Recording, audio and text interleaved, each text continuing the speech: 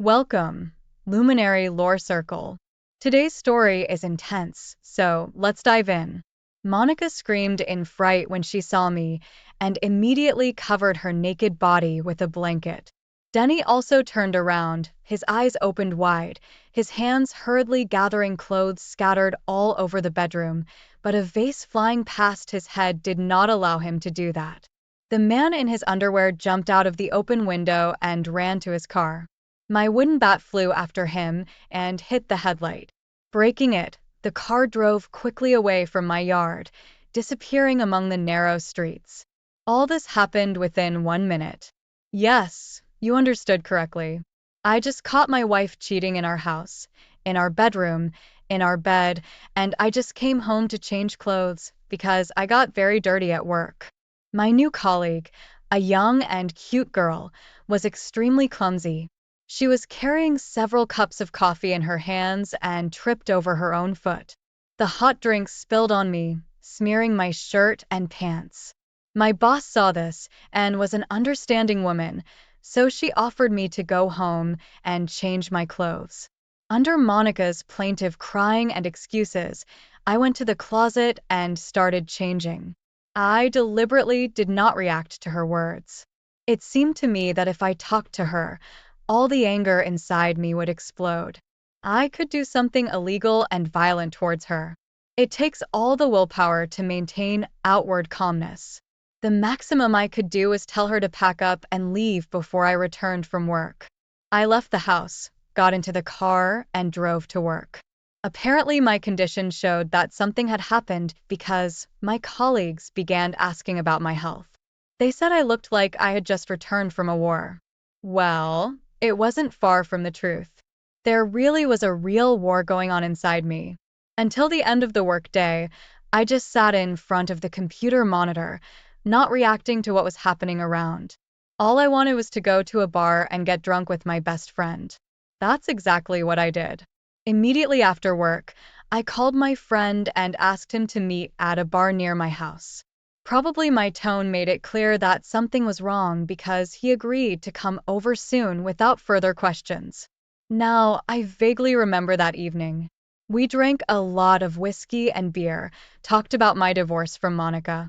My best friend helped me catch a taxi and walk me to the doors of my house. Now, this house did not look like a cozy and holy shelter.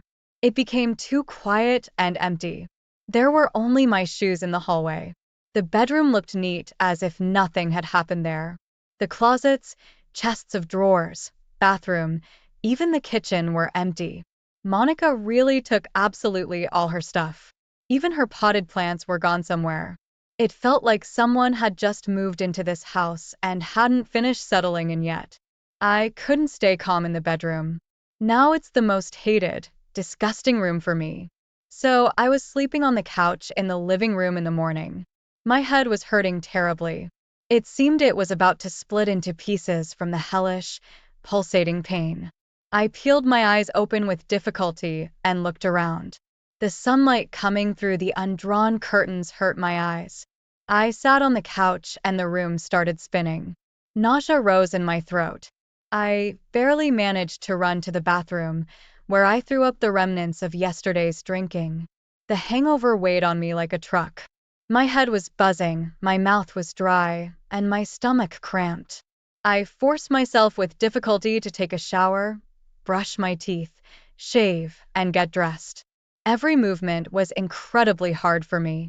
Finally, I returned to the living room and collapsed on the couch. I needed to get ready for work, but the thought of it alone made everything go dark before my eyes. I couldn't imagine functioning in this state. I lazily reached for the phone to call my boss and warn her I wouldn't come in today. However, my gaze fell on Monica's photo on the nightstand. The memories of yesterday hit me hard.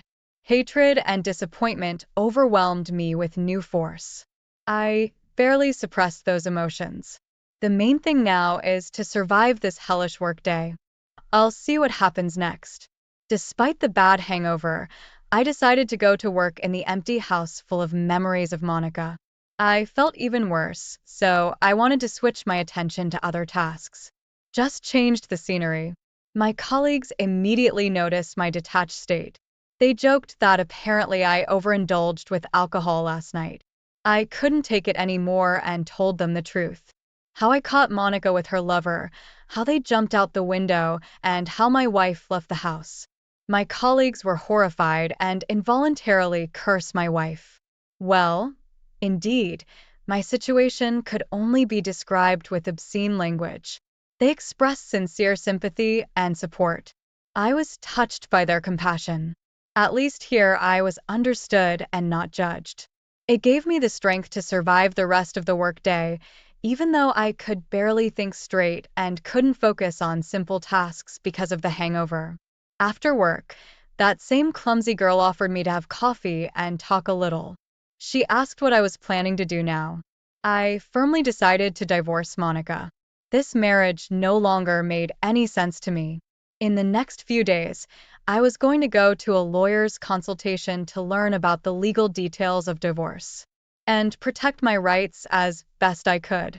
I was also very worried about our children with Monica. They are only 5 and 7 years old. It will be hard for them to endure their parents' divorce. I wanted to give them as much attention as possible. Take them to parks, movies, zoos. In short, do everything to make them feel needed and loved during this difficult time.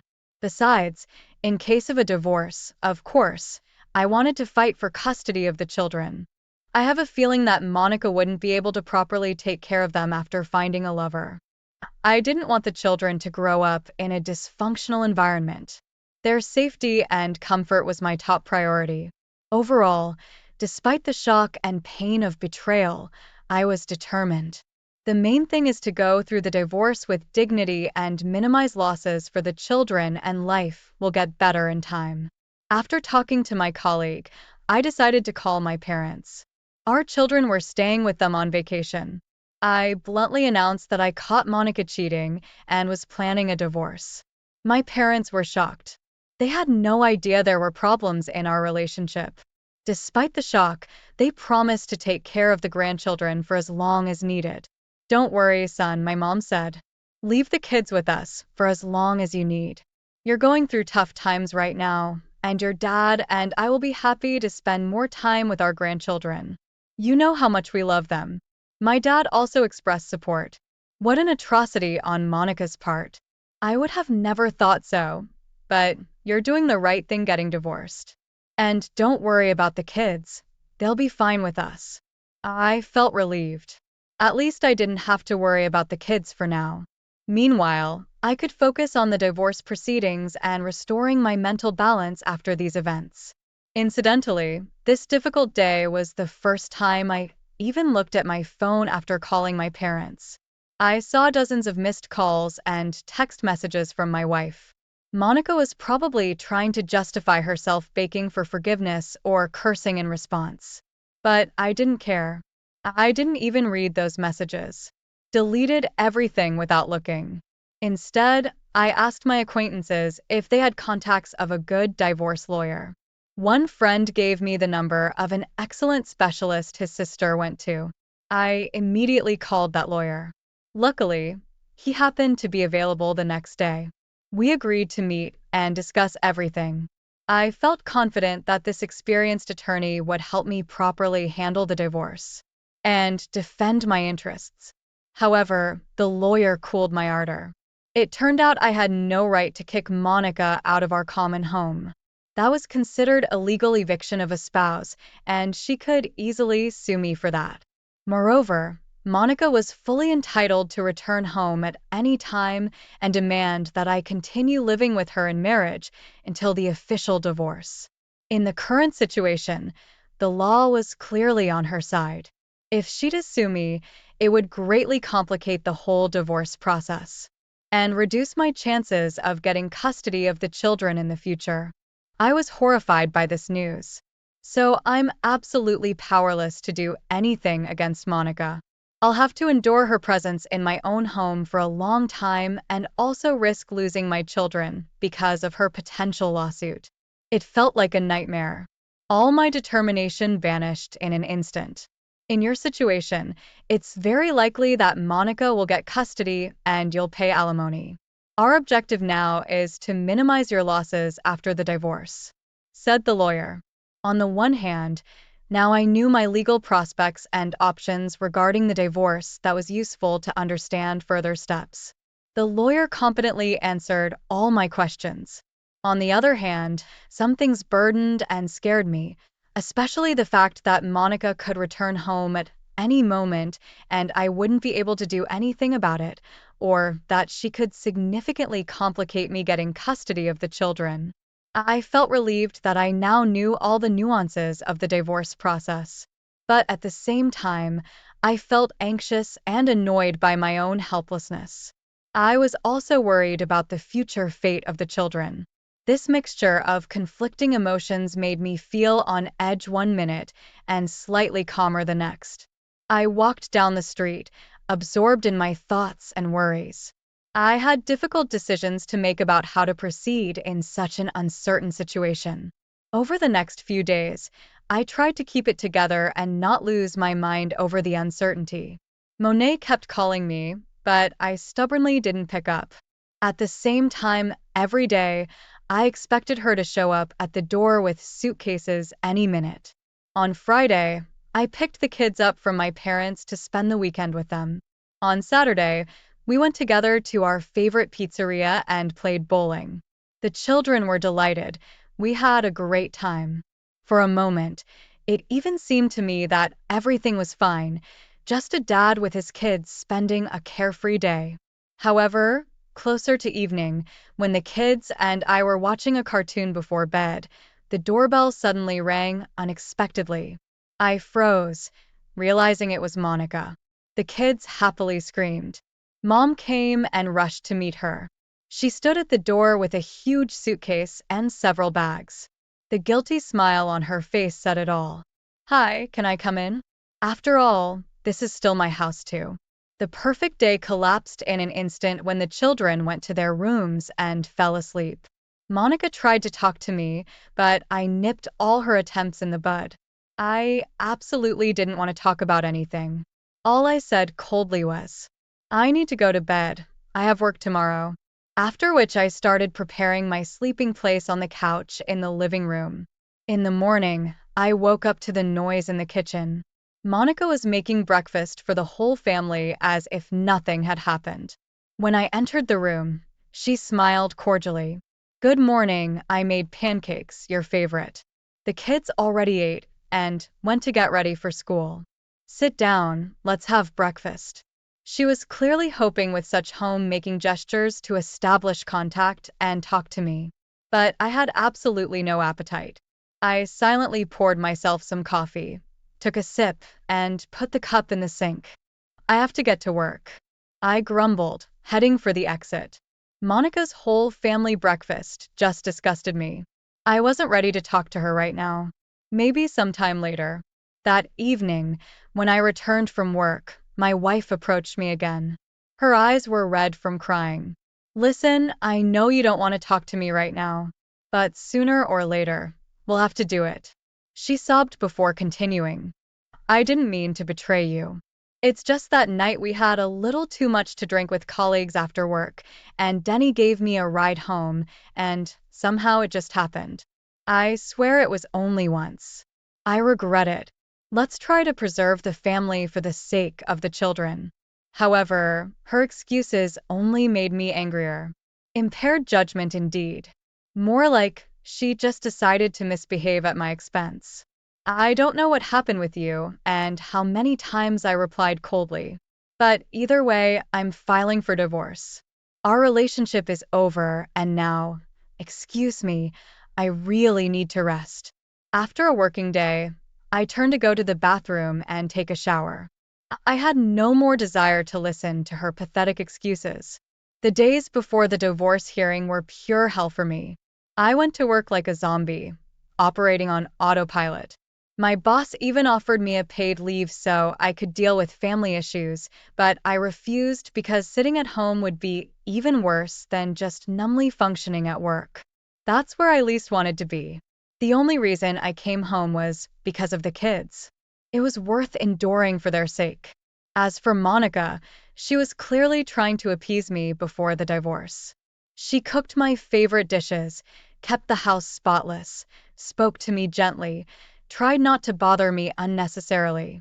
A couple times she even tried to seduce me physically, but her reconciliation attempts only angered me more. I didn't want anything from her, except for this nightmare called divorce to end as soon as possible. Of course, the kids noticed that lately their parents were acting strange. I was gloomy and pensive, constantly distracted from all conversations. Monica was also not at all like herself, quiet and sad. The children were worried. They didn't understand what was going on with mom and dad. One day my son asked me, "Dad, has something happened between you and mom? You argue all the time.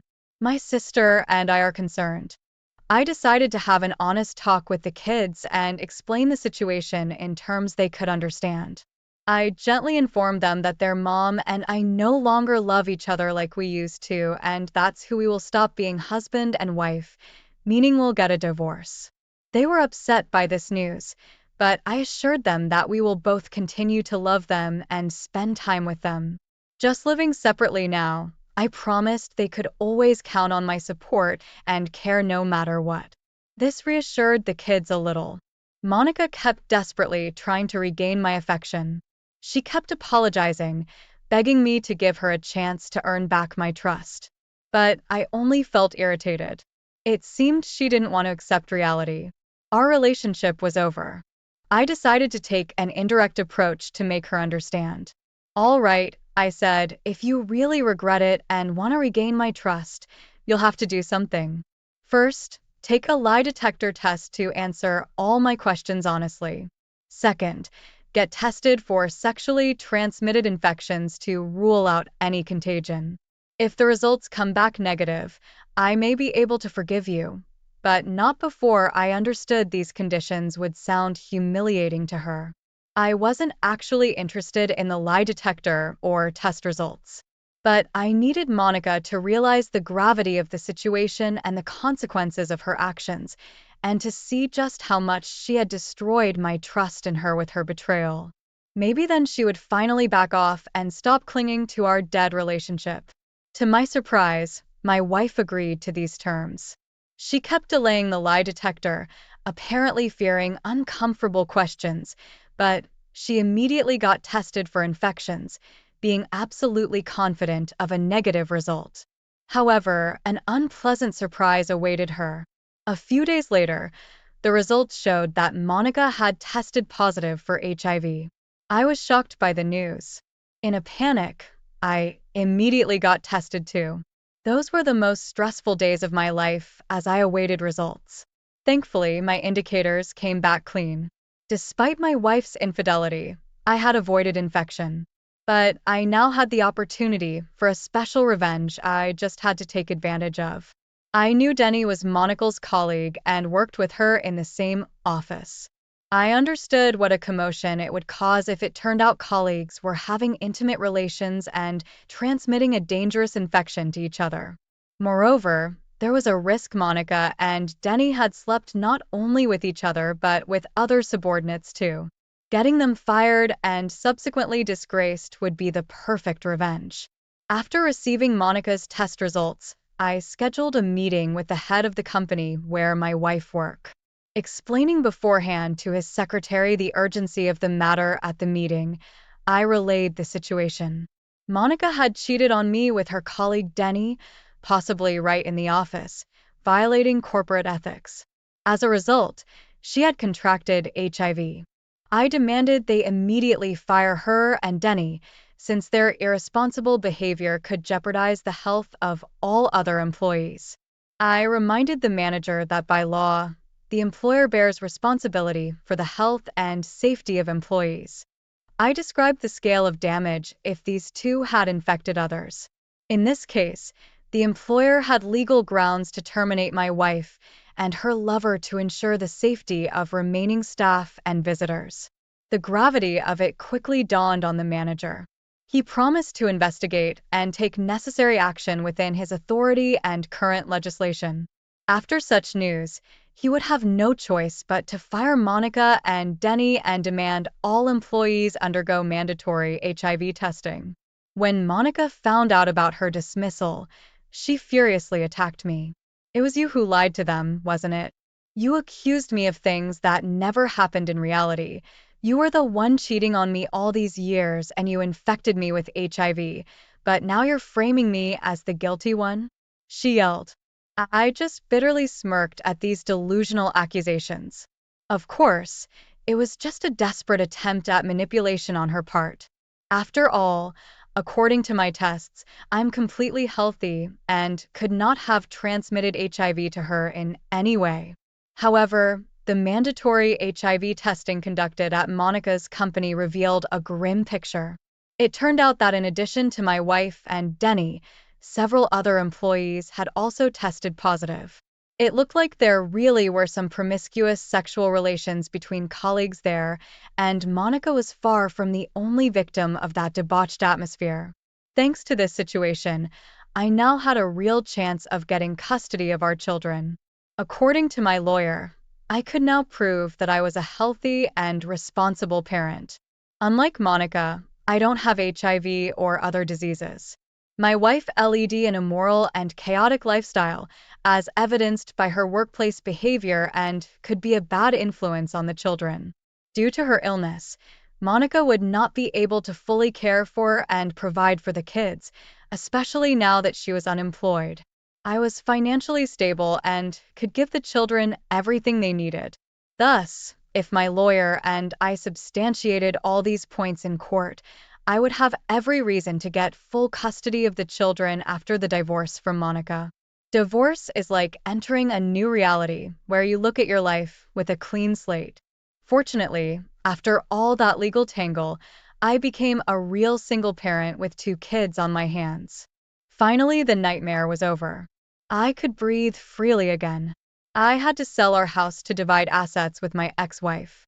I temporarily moved in with my parents with the kids while I save up enough money to buy my own house or decide to take out a loan.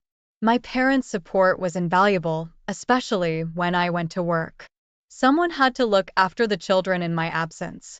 Work probably became my island of safety and stability in this sea of change. My boss knew about the difficult family situation, so she sometimes cut me some slack, allowing me to leave work early.